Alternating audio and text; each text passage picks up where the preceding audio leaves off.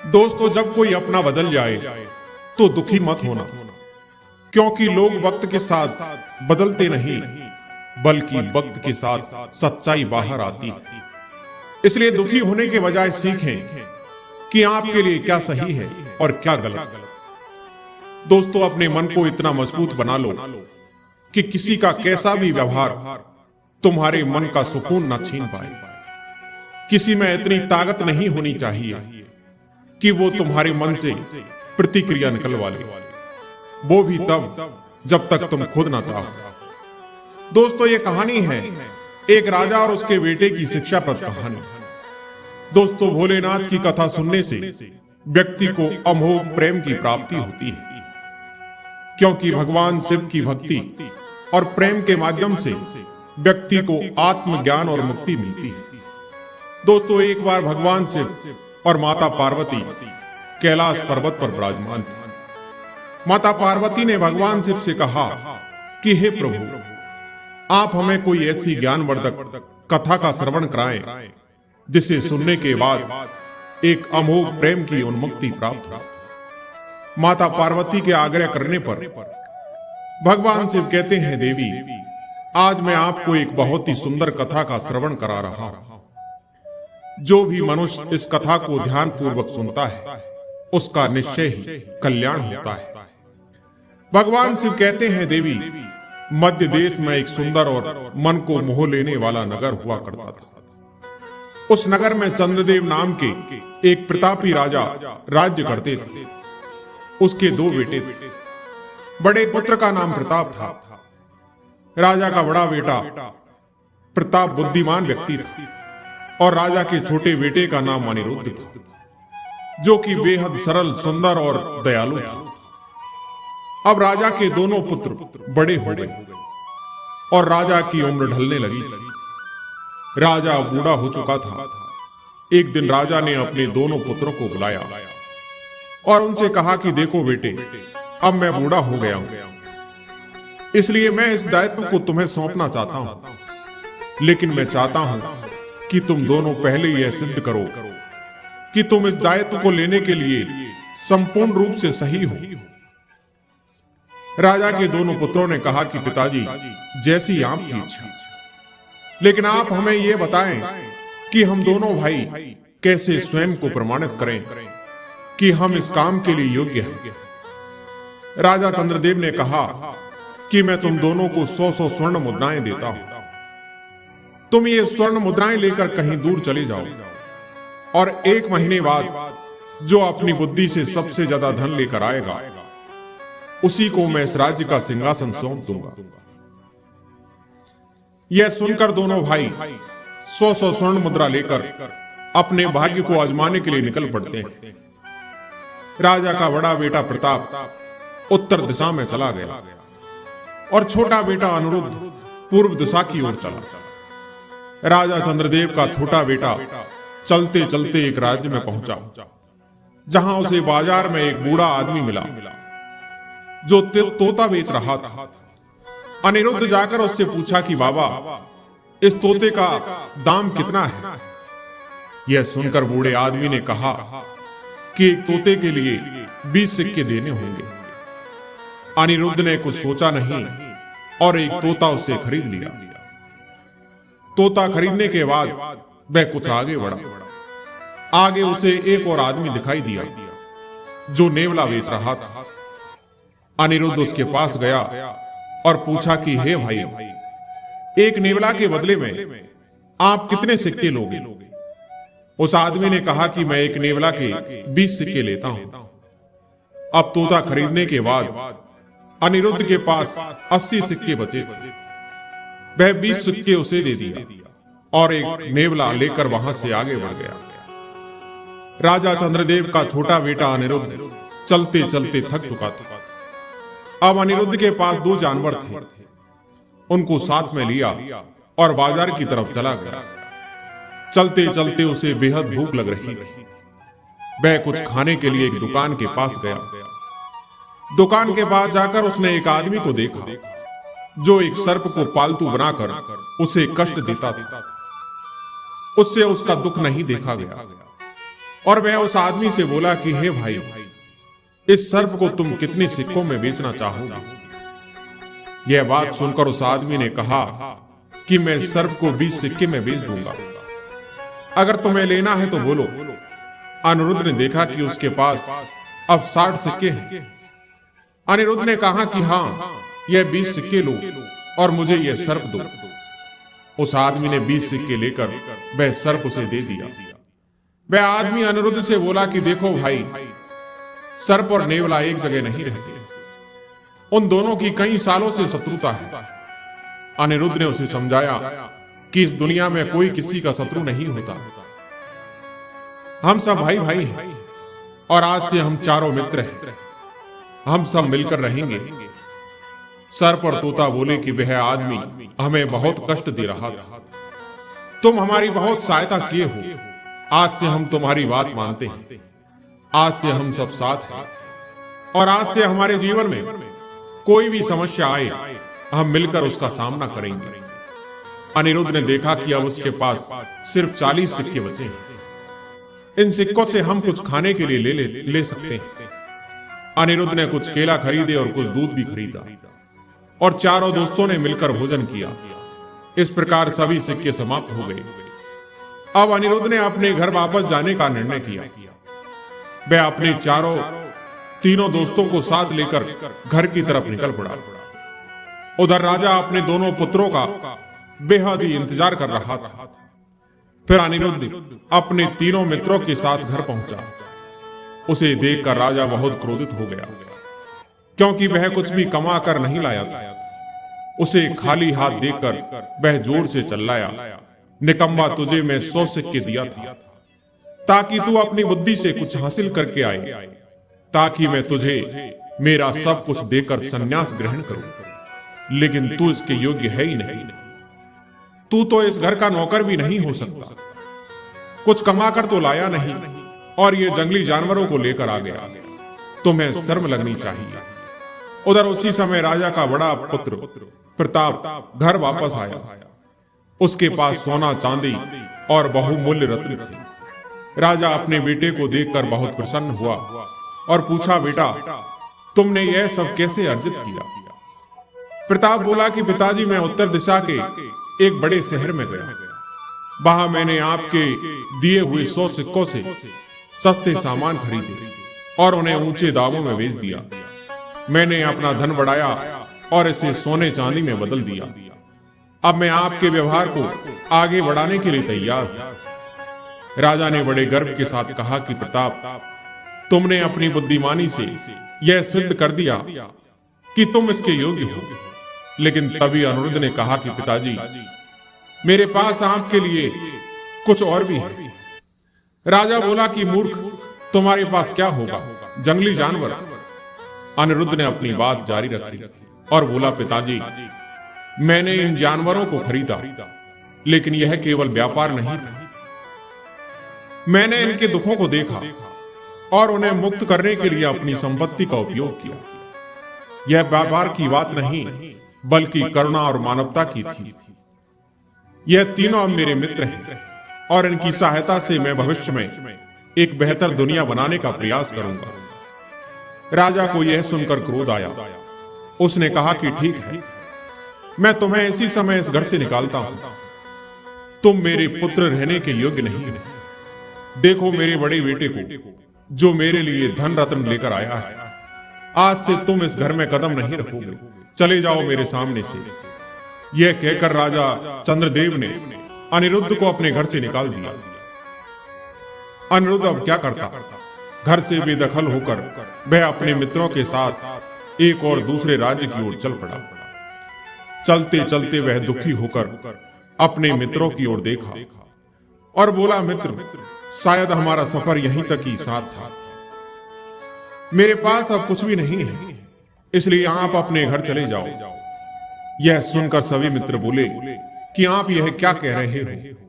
मित्र, हम तुम्हारे मित्र हैं। तुम्हें छोड़कर हम कैसे जा सकते हैं? हमने तो प्रण लिया था कि हर वक्त एक साथ रहेंगे। फिर आप कैसे ऐसे क्यों कह रहे हो? यह सुनकर अनिरुद्ध ने कहा कि नहीं मित्र, आप सभी अच्छे मित्र हैं। मगर मैंने अपने घर से बाहर निकलकर समझा है कि अपने माता पिता की कितनी आवश्यकता होती है। इसलिए आप सभी अपने माता पिता के पास चले जाएं। यह सुनकर सभी बोले कि ठीक है, आपकी बात मानकर हम अपने माता पिता के पास चले जाते हैं, लेकिन आप वादा करो कि जब भी कोई परेशानी आपके ऊपर आए तो आप हमें जरूर याद करेंगे। हम सब आपको बचाने के लिए जरूर आएंगे। अनिरुद्ध ने वादा किया कि वह सबको अपने बुरे वक्त में याद जरूर करेगा। तोता और नेवला उससे गले लगाए और वे आंसू निकालते हुए अपने घर अपने माता पिता के पास चले गए। फिर सर्प ने कहा कि मित्र, अब तुम कहां जाओगे? तुम मेरे साथ मेरे राज्य में चलो। वहां आपको देखकर मेरे माता पिता बहुत प्रसन्न होंगे और आपको कुछ उपहार भी मिलेगा। उस उपहार से आप कुछ व्यापार कर लेना, जिससे आपका जीवन खुशी खुशी बीत जाएगा। अब राजा के छोटे बेटे अनिरुद्ध के पास अब कुछ नहीं था सिवाय सर्प की बात मानने की। वो सर्प की बात से सहमत हो गया और वे दोनों उस सर्प के राज्य में पहुंच गए। वह सर्प एक सर्प के राजा का बेटा था। उसे अकेला देखकर एक सपेरा उसे पकड़कर ले गया था। उस सर्प के माता पिता बहुत दुखी थे। जैसे ही उन्होंने अपने पुत्र को देखा, खुशी से नाचने लगे। उसकी नाग माता भी रो पड़ी। सर्प ने अपने माता पिता को सब कुछ बताया, अपने दोस्त अनिरुद्ध के बारे में भी बताया। यह सुनकर सर्पों का राजा बहुत प्रसन्न हुआ और अनिरुद्ध को सुंदर पलंग पर बिठाया। उसे खाने के लिए सुंदर स्वादिष्ट फल दिए, उसे कुछ धन उपहार भी दिए। यह सब देखकर अनिरुद्ध बहुत प्रसन्न हुआ। एक दिन उसने अपने मित्र से जाने के लिए कहा। सर्पों के राजा ने एक मणि लेकर अनिरुद्ध को दी और कहा कि यह जादुई मणि है। इस मणि से जो तुम चाहोगे वह तुम्हें प्राप्त हो सकता है। यह सुनकर अनिरुद्ध बहुत प्रसन्न हुआ।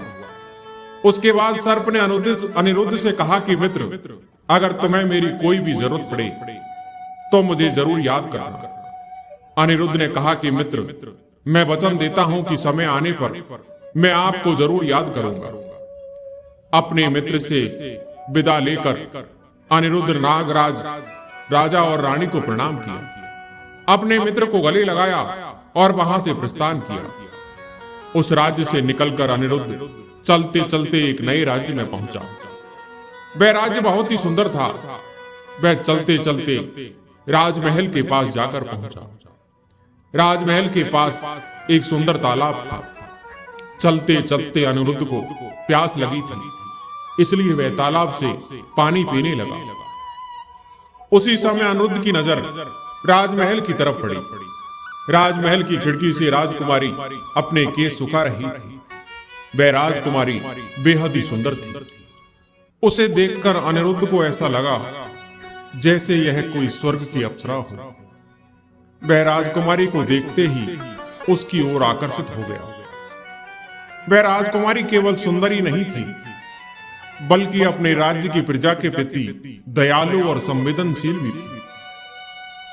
राजकुमारी का रूप अनिरुद्ध के मन में गहराई तक बस गया। उसने सोचा, क्या ऐसा हो सकता है कि मैं भी इस राजकुमारी के योग्य बन सकूं? यही सोचता हुआ अनिरुद्ध तालाब के पास बैठ गया और विचारों में खो गया। तभी राजमहल के कुछ सैनिक वहां आ पहुंचे।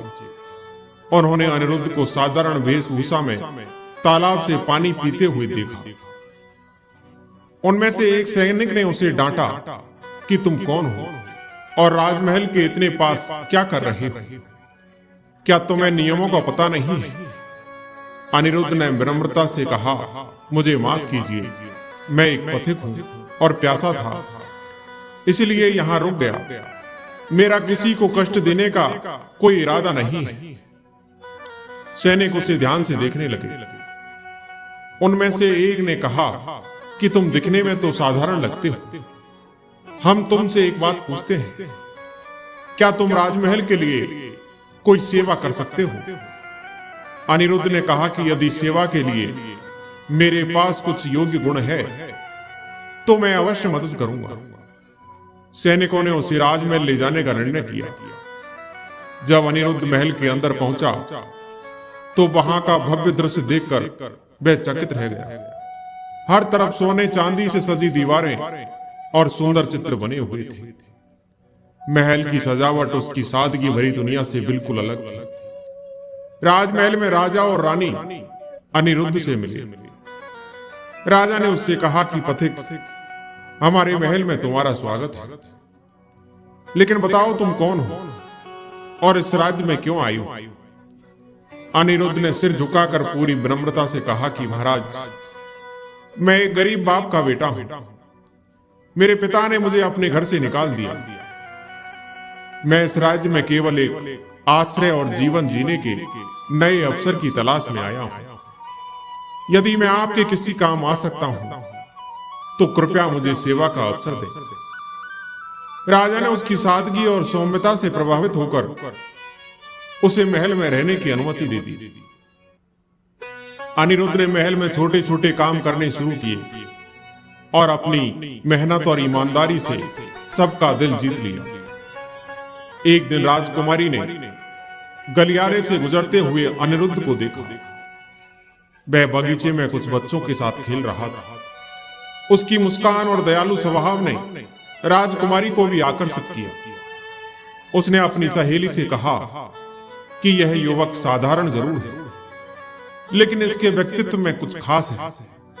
अब राजकुमारी और अनिरुद्ध के बीच कुछ मुलाकातें होने लगी। उनके दिलों में एक दूसरे के प्रति आकर्षण बढ़ने लगा। लेकिन इसी बीच राजा ने राजकुमारी के विवाह की घोषणा कर दी। वह अपने राज्य के पास के एक शक्तिशाली राजकुमार से उसका विवाह तय करना चाहते थे। यह खबर एक दिन अनिरुद्ध के पास पहुंची। यह खबर अनिरुद्ध के लिए किसी आघात से कम नहीं थी। उसे समझ नहीं आ रहा था कि वह अब क्या करे। उसने निर्णय लिया कि वह राजा से बात करेगा और अपने दिल की बात बताएगा। जब अनिरुद्ध ने राजा के सामने अपनी बात रखने का प्रयास किया तो राजा का चेहरा गुस्से से लाल हो गया। अनिरुद्ध की बात सुनकर राजा ने कहा कि तुम जैसे साधारण और निर्धन व्यक्ति की हिम्मत कैसे हुई कि वह मेरी बेटी के लिए अपने मन में ऐसे विचार लाए? तुम तो यहां नौकर बनने के लायक भी नहीं। राजा ने अनिरुद्ध का अपमान करते हुए उसे महल से बाहर निकालने का आदेश दे दिया। अनिरुद्ध अपमानित और टूटा हुआ महल छोड़कर चला गया। लेकिन उसके मन में राजकुमारी के लिए प्यार और अपने स्वाभिमान को पूर्ण स्थापित करने की प्रबल इच्छा जाग चुकी थी। उसे याद आया कि उसके पास एक जादुई मणि है और वह मणि कोई साधारण मणि नहीं है, बल्कि एक जादुई है। उसने मणि निकाली और कहा कि तुम किसकी हो? उस जादुई मणि ने कहा कि मैं जिसके हाथ में हूं मैं उसी की हूं। अनिरुद्ध ने कहा कि तुम मेरे लिए इस राजमहल के सामने एक सुंदर महल बना दो, जो कि इस महल से कई गुना सुंदर होगा। उसके सामने एक सुंदर तालाब होगा। तालाब के बाहर सोने के फूलों वाले बहुत सारे पेड़ होंगे। अचानक ऐसे ही हो गया। यह देखकर वहां के सभी लोग आश्चर्यचकित हो गए कि ऐसा कैसे हो सकता है। राजा ने जब यह सब देखा तो राजा बहुत दुखी हुआ। राजा ने जब इस रहस्य का पता लगाया तो राजा को मालूम हुआ कि अनिरुद्ध के पास एक जादुई मणि है। राजा ने सोचा कि अनिरुद्ध के पास जो जादुई मणि है, अगर वह मणि मुझे मिल जाए तो मुझसे धनी और समृद्ध कोई नहीं होगा। लेकिन उस मणि को प्राप्त करने के लिए अनिरुद्ध को अपने वश में करना होगा। यह विचार करके एक दिन राजा अनिरुद्ध के पास गया। राजा को आया देखकर अनिरुद्ध ने राजा को बैठने के लिए सोने का सिंहासन दिया। राजा ने मन में कपट भरकर कहा कि अनिरुद्ध, तुम मुझे माफ कर देना। मैंने क्रोध में आकर तुम्हें बहुत कुछ बोल दिया। मैं किसी और राजकुमार की बजाय तुम्हें अपनी पुत्री के लिए उत्तम पति मानता हूं। मैं तुम्हारे साथ अपनी पुत्री का विवाह अवश्य करूंगा। मेरी पुत्री के अलावा मेरी कोई संतान नहीं है, इसलिए मेरे मरने के बाद तुम इस राज्य के राजा बनोगे।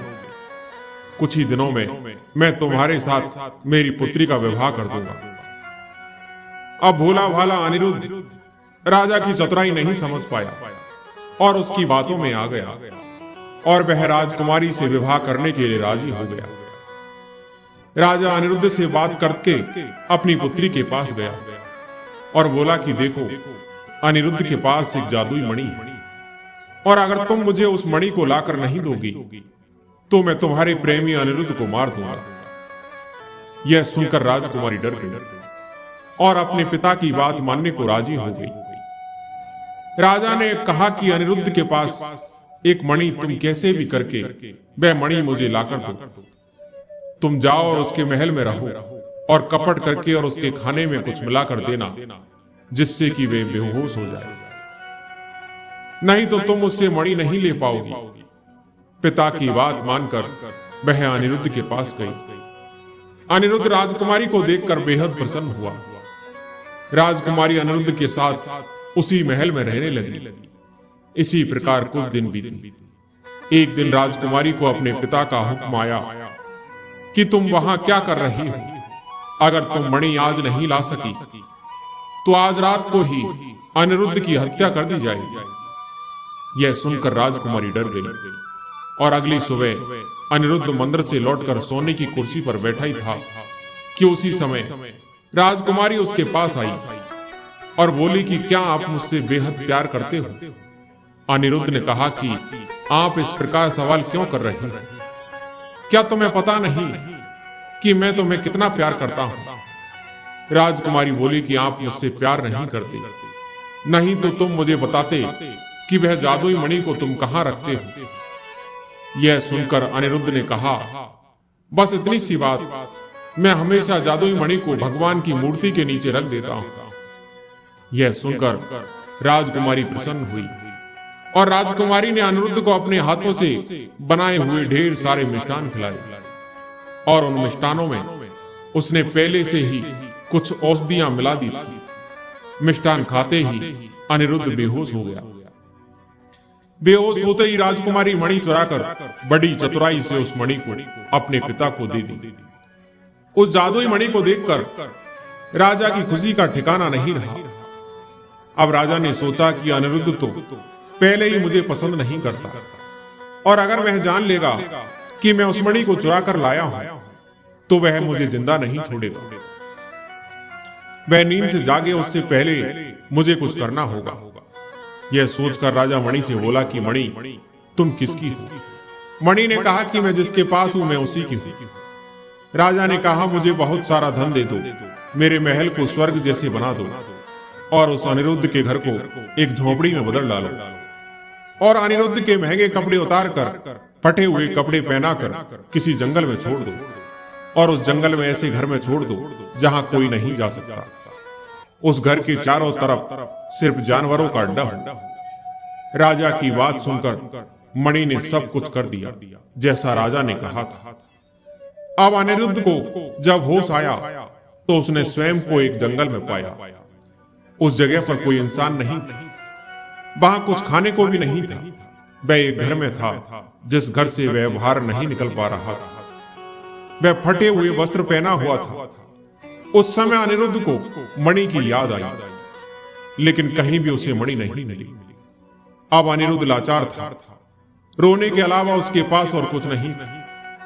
अनिरुद्ध बेहद दुखी था। इसी समय उसे अपने दोस्तों की याद आई, लेकिन वह चिंता में पड़ गया कि क्या उनको मेरी बात सुनाई देगी, क्या वह मुझे याद करते होंगे। यह सोचकर वह अपने मित्रों को पुकारा।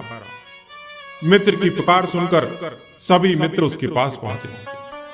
तोता उड़कर वहां पहुंचा, उसके ऊपर सांप और नेवला बैठकर अनिरुद्ध के पास पहुंचे। अनिरुद्ध जिस घर में था उस घर में कोई द्वार नहीं था, इसलिए नेवला नीचे मिट्टी में सुरंग बनाया। सुरंग की सहायता से अनिरुद्ध बाहर आया। मित्र की ऐसी हालत देखकर सभी बहुत दुखी हुए। अपने मित्रों को देखकर अनिरुद्ध रोने लगा और बोला कि राजा ने मुझे धोखा देकर वह मणि मुझसे छीन ली। सभी मित्र बोले कि आप चिंता ना करें, हम राजा से मणि लेकर जरूर आएंगे। तोता उड़कर गया और जंगल से फल लेकर आया। फल खाकर अनिरुद्ध को थोड़ी शक्ति मिली। इसके बाद तोता, नेवला और सांप उस राजा के पास पहुंचे। तोता ने कहा कि मैं मणि का संधान लेकर आता हूं, तब तक आप सभी यहां रुको। उस समय राजा अपने महल की छत पर खड़े होकर अपने राज्य की तरफ देख रहे थे। उस समय तोता राम राम बोलकर उसके पास गया। राजा सुंदर तोता देखकर उसे पकड़ने की सोची। तोता को पकड़ने के लिए राजा ने तोता की तरफ हाथ बढ़ाया, लेकिन तोता उड़कर चला गया। राजा ने तोता को पकड़ने के लिए बहुत प्रयास किया, लेकिन तोता राजा की पकड़ में नहीं आया। मगर कुछ समय बाद तोता ने राजा को कहा कि महाराज, मैं आपके पास रहना चाहता हूं, लेकिन आप मुझे बंदी नहीं बनाएंगे। इस बात से राजा राजी हो गया। तोता जाकर राजा के महल में रहने लगा। उधर तोता ने देखा कि राजा उस जादुई मणि को अपने मुंह में छुपा कर रखते हैं। यह देखकर वह तोता अपने दोस्तों को सब बताया, और एक रात को जब राजा सो गया तो तीनों मित्रों ने राजा के महल में छुप छुप कर प्रवेश किया। सर्प ने राजा की नाक में डंक मारा, जिससे राजा को छींक आई। छींक आने से मणि राजा के मुंह से बाहर आ गई। मणि को लेकर तीनों मित्र अनिरुद्ध के पास पहुंचे। मणि देखकर अनिरुद्ध बहुत प्रसन्न हुआ। वह मणि को कहा कि मणि, तुम किसकी हो? तब मणि ने कहा कि मैं जिसके हाथ में हूं, मैं उसी की हूं। अनिरुद्ध ने मणि से कहा कि मुझे फिर से ऐसे कर दो जैसे मैं कल था। सच में अब अनिरुद्ध उसके महल में था। अब वह कहा कि राजा को अब उसी स्थान पर छोड़ आओ जहां मैं था। जादुई मणि ने राजा को उसी स्थान पर छोड़ दिया जहां से राजा कितनी भी कोशिश करे निकल नहीं सकता था। अब सभी खुश थे। कुछ दिन बाद ही राजकुमारी से अनिरुद्ध ने विवाह किया, और इस प्रकार अपने दोस्तों की सहायता से अनिरुद्ध वहां का राजा बन गया। दोस्तों, कहते हैं जिंदगी उसी के साथ खेलती है जो खिलाड़ी बेहतरीन होता है, मगर हौसला सबका अलग अलग होता है। कोई हताश होकर बिखर जाता है तो कोई संघर्ष करके निखर जाता है। दोस्तों, मुझे सुनने के लिए शुक्रिया। आज की कहानी यहीं पर समाप्त होती है। मैं उम्मीद करता हूं कि ये कहानी आपको जरूर पसंद आई होगी। कहानी पसंद आई हो तो हमारी वीडियो को लाइक और सब्सक्राइब जरूर करें। धन्यवाद।